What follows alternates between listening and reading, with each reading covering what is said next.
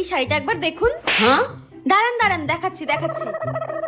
এই দেখুন, একবার দেখুন। দেখি দেখি দেখি, কি সুন্দর লাগছে আমাকে। মা, আপনাকে কিন্তু এই শাড়িটা পরলে খুব সুন্দর লাগবে। আপনার বিবাহ বার্ষিকীর দিন এই শাড়িটাই পরবেন। শাড়িটা কিন্তু বেশ ভালোই পছন্দ করে এনেছে, কিন্তু বৌমাকে এটা বলা যাবে না, নইলে মাথায় চড়ে বসবে। সবই ঠিক আছে, কিন্তু শাড়ির রংটা আমার পছন্দ হয়নি অতটা।